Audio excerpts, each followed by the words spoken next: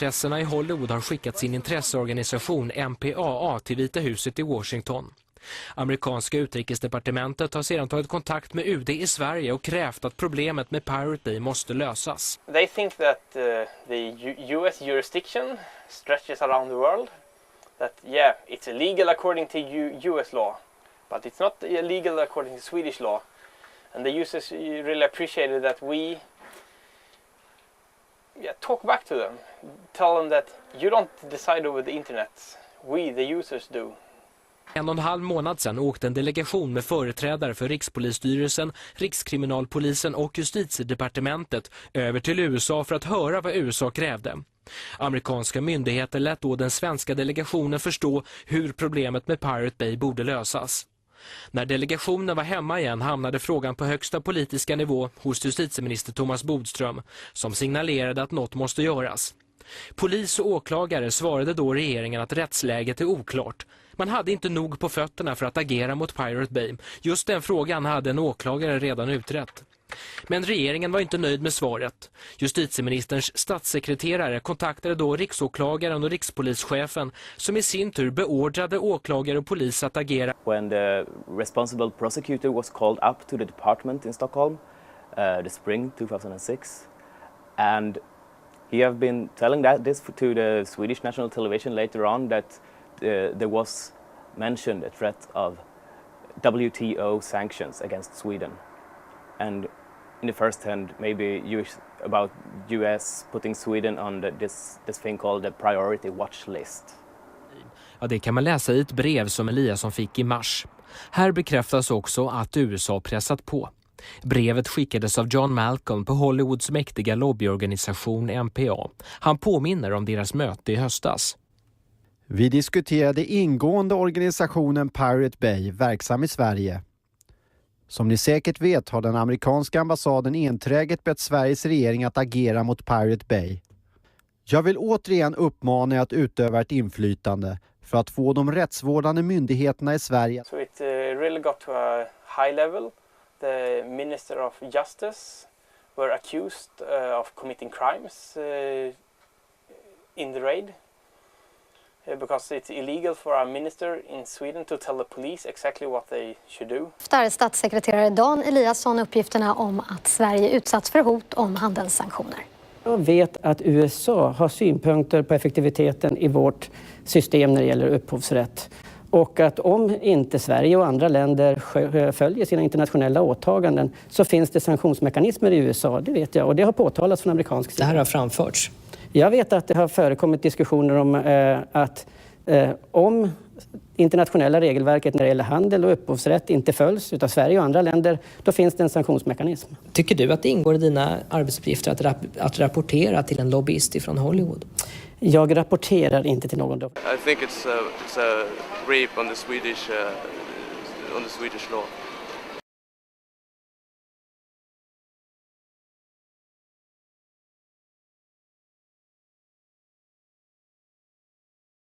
Directly after the raid, the MPAA sent out a press release saying basically mission succeeded. And that also shows very clear, I think, that the mission was not convicting people, it was sabotaging. Yeah, but they're online again after a few days. Nobody thought we were actually going back online, and that was like the biggest question. Are you actually coming back online? And I was very clear that we are coming back online if you stop calling me. The obvious goal of the police was to get the Pirate Bay offline and get the internet supplier PRQ offline, but they failed miserably. After 3 days, the servers were back up and most of the backups restored. So the site worked perfectly. And about a week after that, everything was back up 100%. Spectacular success for us. When the raid happened, we got an enormous amount of media attention. So it definitely helped. The days after the raid, we had doubled our visitor numbers.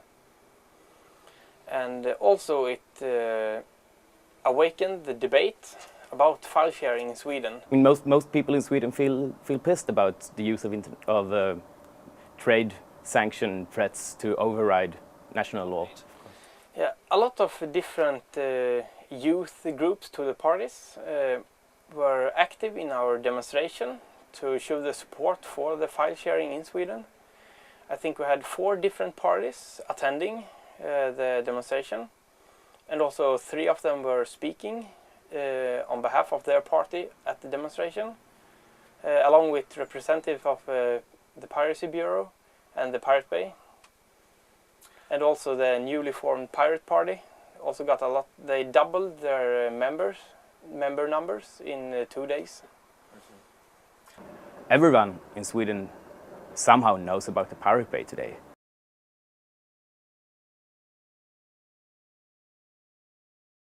Pirate Bay, Bush torrents, and I also use DSC to download music. It's from the Pirate Bay mostly, but then it's the Mininova. I use Pirate Bay, a place called Karagarga. The Pirate Bay and internet.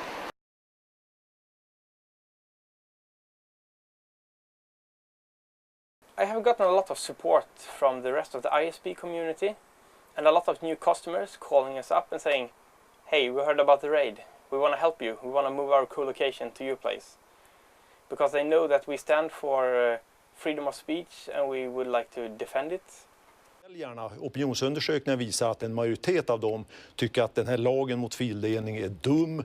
De betraktar det som en allemansrätt, ungefär som vi äldre ser på lingonplockning och svampplockning på. Every single political party in Sweden suddenly started to have a realistic take on file sharing. Quite suddenly realized that file sharers are also voters. Most parties said things that were actually quite very positive towards file sharing, but at the same time they couldn't say like, okay, we take away the copyright laws. The whole thing is far from ended. It will go on for probably several years in Sweden. Obviously just shot themselves in the foot, because now it will be politically impossible for them to take an action against the Pirate Bay or something similar in Sweden again. It was quite an eye-opener for them that there's such a large base of popular support for file sharing and the general copyright issues. Now the site is virtually impossible to take down because we have implemented the redundancy everywhere. So if something goes down now, like for instance a new raid or something, we're going to be back up in a couple of hours instead of a couple of days. The joke is over, smell the smoke from all around.